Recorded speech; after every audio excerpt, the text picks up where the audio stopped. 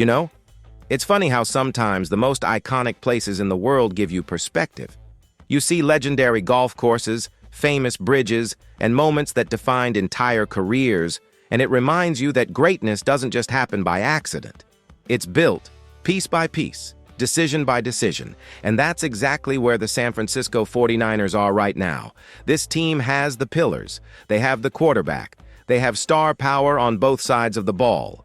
But if they're going to turn this current window into a Super Bowl run, it's going to come down to smart roster construction over the next several months. That's what today is all about. We're diving into the first projected 53-man roster, what it tells us about the direction of this team, and how San Francisco can use its resources to build something special around Brock Purdy. Before we jump in, make sure you're subscribed to Niners News and turn on notifications. Because if you care about daily roster updates, free agent, rumors, and realistic breakdowns that actually matter, you're in the right place. We're pushing hard to get this channel to 1,000 subscribers, and every single sub helps more than you know. Also, quick question for you right out of the gate. Do you think the 49ers should spend big this offseason, or do you think they should stay disciplined and build mostly through the draft? Drop spend or wait in the comments so I can see where you're at. Right now, the first 53-man projection has 40 players penciled in. That means there are 13 open roster spots still up for grabs. 13. That's a massive amount of flexibility when you consider that San Francisco also holds 7 draft picks and is sitting on roughly $57 million in salary cap space. That combination gives John Lynch and Kyle Shanahan real freedom. They're not boxed in. They're not desperate. They can be selective. They can target specific needs. And most importantly, they can shape this roster exactly how they want it to look heading into the season.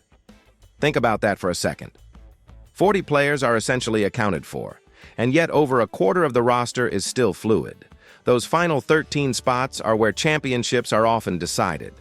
That's where you add the interior offensive linemen who turn short yardage failures into first downs. That's where you bring in the receiver who creates separation on 3rd and long. That's where you sign the defensive lineman who can collapse the pocket from the inside when Nick Bosa is getting doubled on the edge. These aren't just depth pieces. These are difference makers if you get them right. And what really stands out to me is that San Francisco finally has the financial breathing room to be aggressive if they want to be. For the past couple of seasons, every move felt tight. Every signing came with a cap gymnastics routine. This time, they have actual space to work with. That doesn't mean you throw money around just to do it, but it does mean you can pursue impact players instead of only bargain hunting. It means you can fix problems instead of patching them. The big picture goal is simple. Build the most complete roster possible around Brock Purdy. That's it. Everything flows from there. Protect him better. Give him more speed on the outside. Make sure the defense can get him extra possessions. When you look back at where things broke down, it wasn't because this team lacked stars. It was because they struggled in specific areas at specific moments. Short yardage runs that went nowhere. Interior pressure that never arrived, receivers who couldn't separate consistently. Those are fixable issues when you have draft capital and cap space, and that's why this first 53-man projection matters so much. It gives us a roadmap. It shows us where the 49ers feel comfortable and where they're clearly leaving room to upgrade. Some position groups already look crowded. Others feel wide open. That tells you exactly where the front office plans to attack. As we go through this today, I want you thinking like a general manager. Don't just focus on names. Think about roles. Think about fits. Think about how each potential addition changes the way this team plays on Sundays. And make sure you stick with me, because later in the video I'm going to talk about one interior offensive line target that could completely change how this offense functions, especially in those critical late-game situations. Quick favor before we move on. If you're excited about this offseason and you're locked in on every roster move, hit the like button. It helps push this video out to more Niners fans, and it tells me you want more breakdowns like this. And if you haven't subscribed yet, now's the time. Help us get to that 1,000 subscriber mark so I can keep bringing you this kind of coverage. All right, now that we've set the stage with the cap space and those 13 open roster spots, let's zoom in on the most important part of this entire operation: the quarterbacks and the offensive line, starting with Brock Purdy and the players tasked with keeping him upright. When you talk about building this roster, everything starts and ends with Brock Purdy. He's the engine. He's the guy this entire operation revolves around now. And the good news for San Francisco is that the quarterback room is actually one of the more stable parts of this early 53-man projection. You've got Purdy locked in as the starter, Mac Jones projected as the primary backup, and Curtis Rohr penciled in as the third quarterback after his return from the torn ACL. That's a solid trio, especially when you consider how important it is to have a reliable number two in today's NFL. Injuries happen. Games get weird. Seasons swing on backup quarterbacks. And Mac Jones quietly proved last year just how valuable he can be in that role. I don't see the 49ers moving him. This team believes it has a real title opportunity, and Jones is insurance you don't casually give up. So let me ask you real quick. Do you trust Mac Jones as Brock's backup going into next season? Simple yes or no in the comments. I'm curious where you stand on that. But here's the thing. Having quarterbacks on the roster is one thing. Keeping them clean is another. And that's where this entire conversation really shifts, because protecting Brock Purdy has to be priority number one this offseason. Not just in pass protection, but in the run game, too. If you watch this team closely, you already know where things started to crack. Straight drop-back pass protection actually wasn't terrible most of the time. Where San Francisco struggled was between the tackles, especially between center and right guard.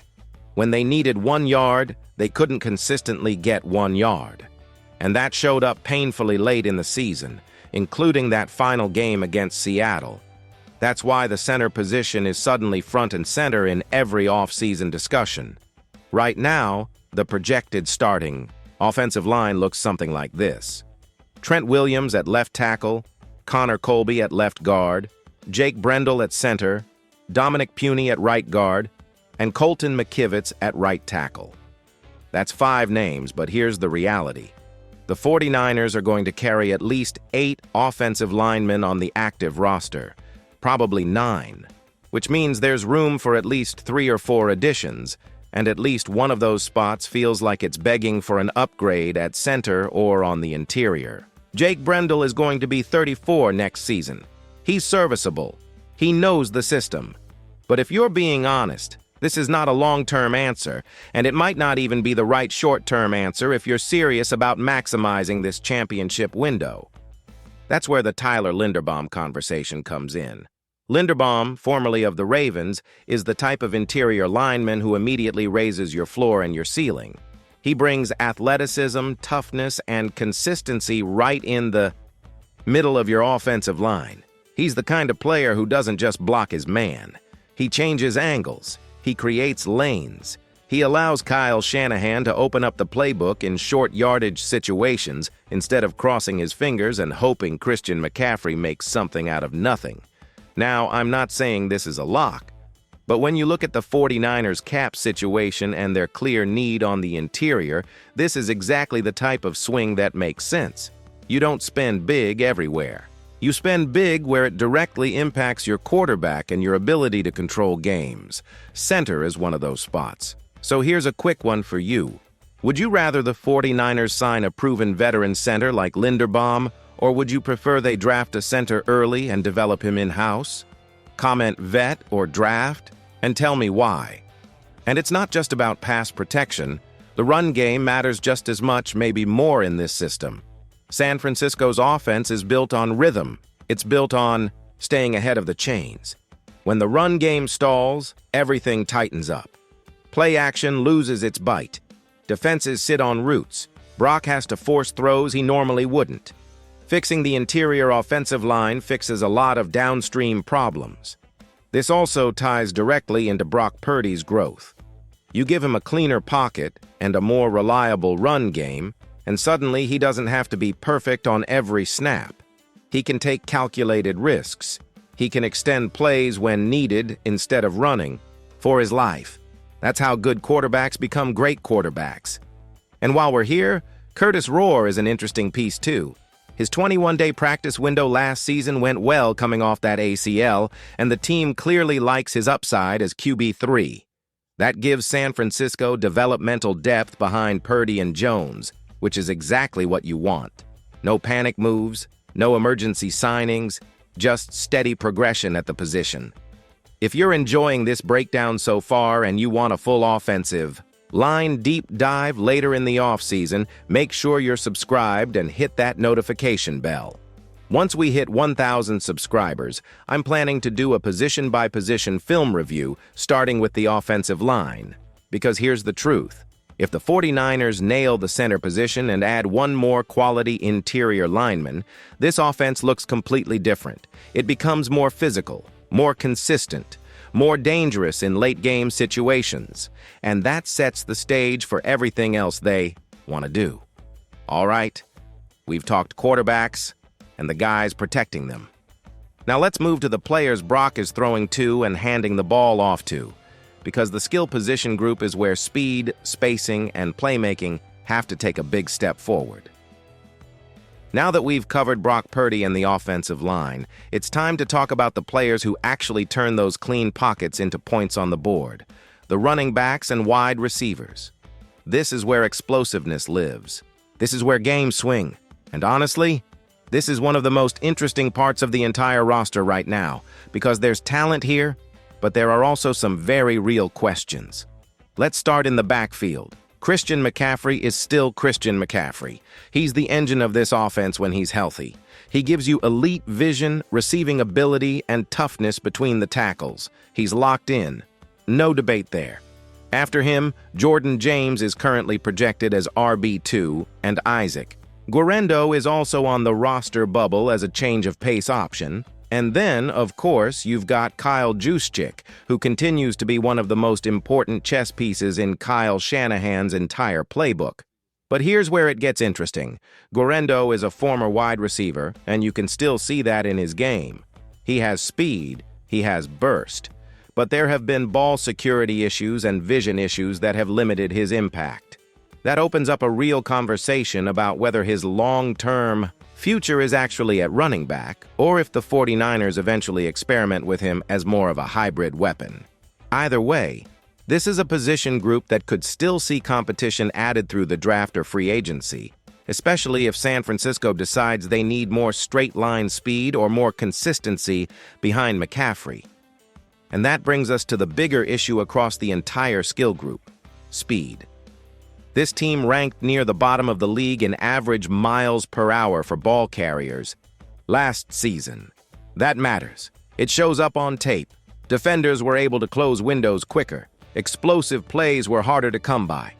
Compare that to 2019, when San Francisco was one of the fastest teams in football and defenses were constantly on their heels. If the 49ers want to get back to that version of themselves, they need to inject more pace into this roster. Now look at the wide receiver room as it currently stands. Ricky Pearsall is a big part of the future. Demarcus Robinson brings veteran reliability.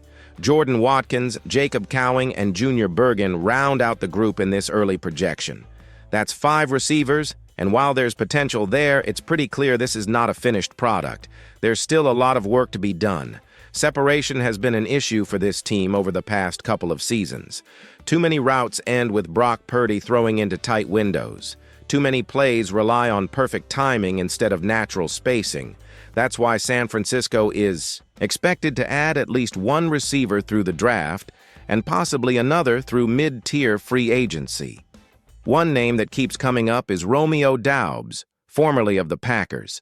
His projected market value sits somewhere in that $12 to $15 million range, which makes him a realistic option if the 49ers can't bring back a higher-priced receiver. Doubs isn't just a possession guy. He can work vertically. He understands leverage. And he gives you a reliable target who can win one-on-one matchups, something this offense desperately needs more of on the outside. Then there's Sky Moore, who could be brought back on a smaller deal. He's fast. He fits the gadget role.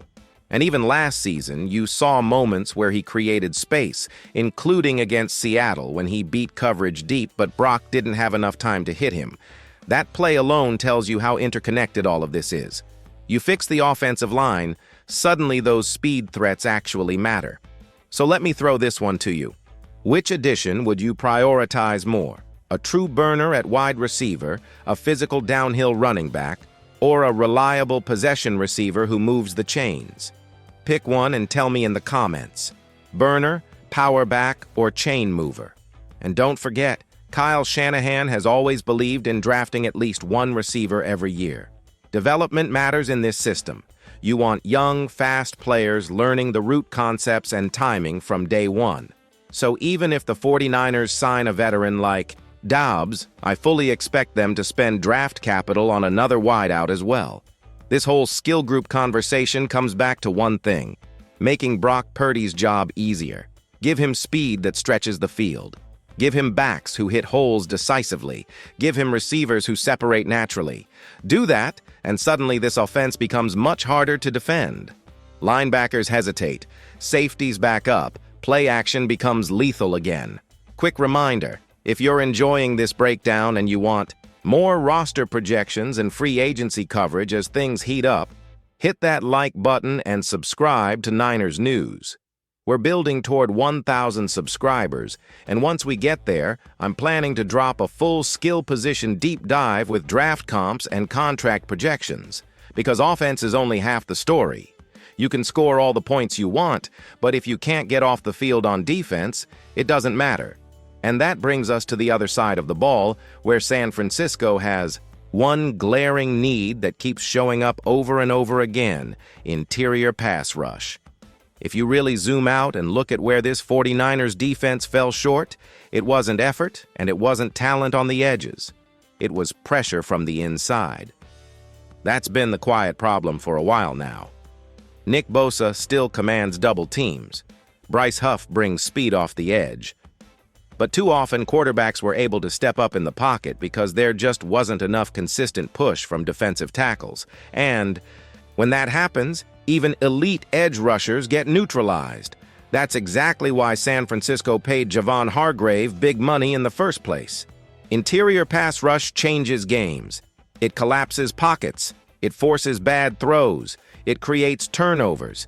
Injuries derailed Hargrave's time with the 49ers, but that doesn't eliminate the need. In fact, it makes it even more obvious. One name to watch here is John Franklin Myers. He's currently with the Broncos and just came off a career-high 7 sacks. He's listed around 288 pounds, which gives him the flexibility to play both defensive end and slide inside as a pass-rushing tackle in a 4-3 look. That versatility matters.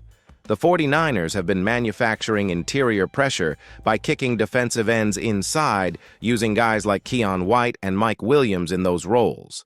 It worked at times, but it's not ideal long-term. You want someone who naturally wins from the interior, not someone you have to move around just to create pressure. Franklin Myers fits exactly what San Francisco is missing. He brings size, athleticism, and proven production, and he's coming from a very strong Denver defense. Adding someone like that would immediately raise the ceiling of this unit. Right now, the projected defensive line includes Nick Bosa, Bryce Huff, Mike Williams, Alfred Collins, Keion White, C.J. West, Evan Anderson, and Sebastian Valdez. That's 8 defensive linemen. Realistically, the 49ers could carry 10, maybe even 11. So there's still room for at least 2 more bodies, and possibly more if they decide to go heavy up front. And honestly, they probably should. You can never have enough defensive linemen. It's a position that wears down over the course of a season. Guys get nicked up. Rotations matter. Fresh legs in the fourth quarter matter. By the end of last season, the cupboard was pretty bare. That can't happen again if this team wants to make a deep run. So here's a quick one for you. Would you rather the 49ers sign a veteran, defensive tackle who can rush the passer right away, or draft a young interior lineman and develop him? Drop vet or rookie in the comments and tell me why. Now let's slide back to the second level.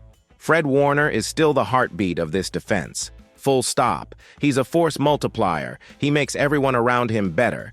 There are games where he single-handedly keeps San Francisco alive with takeaways, tackles for loss, and coverage plays that most linebackers simply can't make.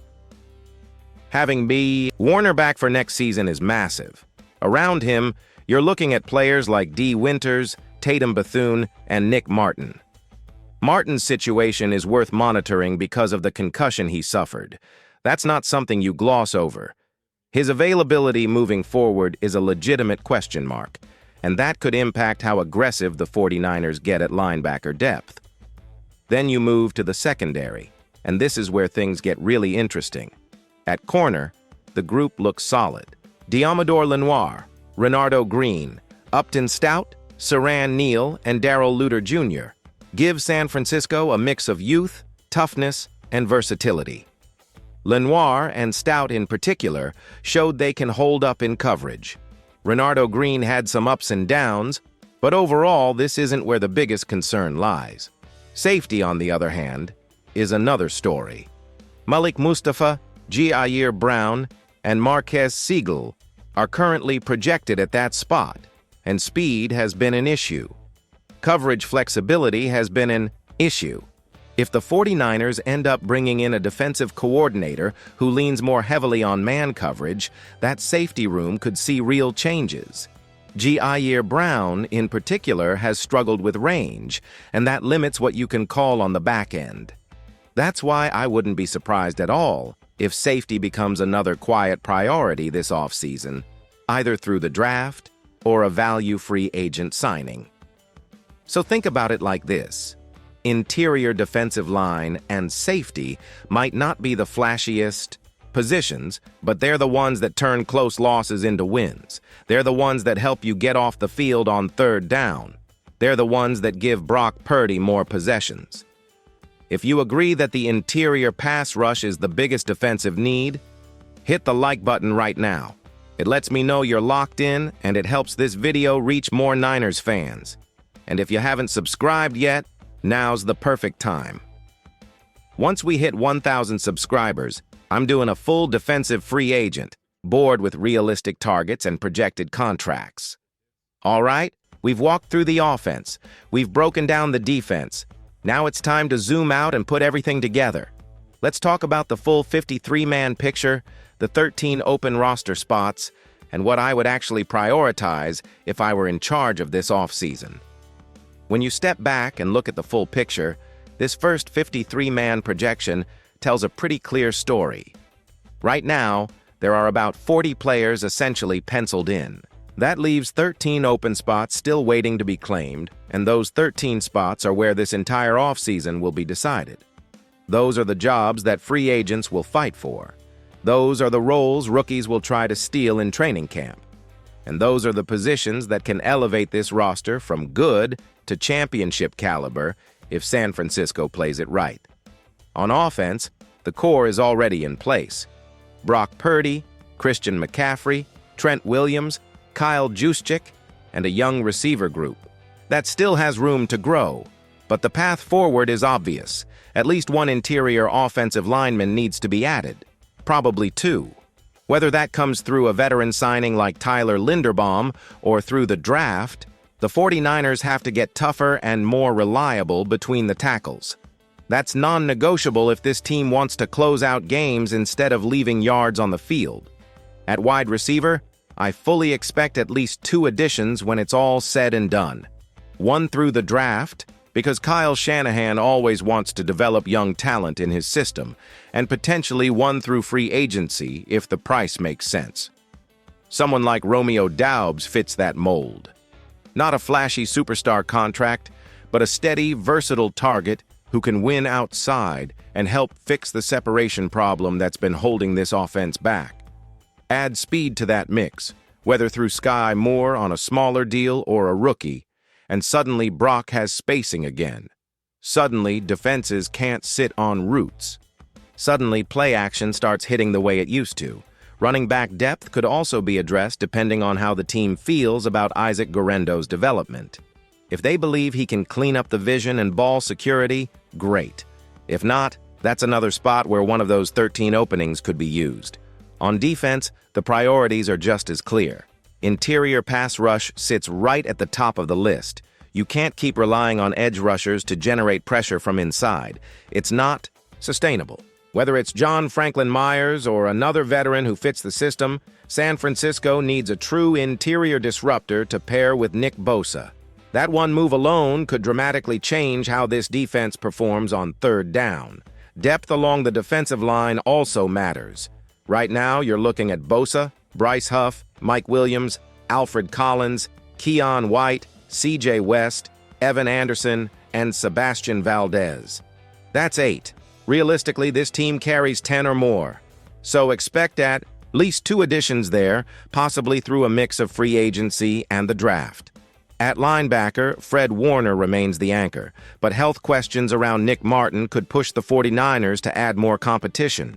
And in the secondary, cornerback feels relatively settled, but safety does not. Speed, range, and coverage flexibility are all on the table depending on who ends up calling the defense. That's another sneaky area where one of those remaining roster spots could go.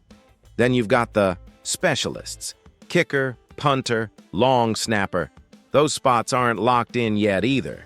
Bringing back familiar faces like Jake Moody, Thomas Morstead, and John Weeks would cost some of that cap space, but continuity matters there. Good special teams don't make headlines, but they win field position and steal points over the course of a season. So when you add it all up, those 13 open spots likely break down something like this. 2 or 3 offensive linemen, 1 or 2 wide receivers, at least 1. Defensive tackle, another defensive lineman, possibly a safety, maybe a running back, and the specialists. That's the blueprint. And remember, even with Javon Hargrave's dead money still on the books, San Francisco has the financial flexibility to make this work. They don't have to choose between offense and defense. They can address both. The key is discipline. Spend where it directly impacts Brock Purdy and third down defense. Be patient everywhere else. So let me ask you one final question. Out of those 13 open roster spots, which position matters most to you right now? Center, wide receiver, defensive tackle, or safety? Pick one and drop it in the comments. I read every single response. This offseason feels different. The 49ers aren't scrambling. They're building. They have their quarterback. They have their stars. Now it's about layering in the right complementary pieces to finish the job. Championships are won with margins. 1 extra block, 1 extra sack, 1 receiver getting half a step more separation. That's what this roster construction phase is all about. If you've enjoyed this breakdown, do me a favor and hit the like button. It really helps push this video out to more Niners fans. And if you haven't subscribed yet, now's the time.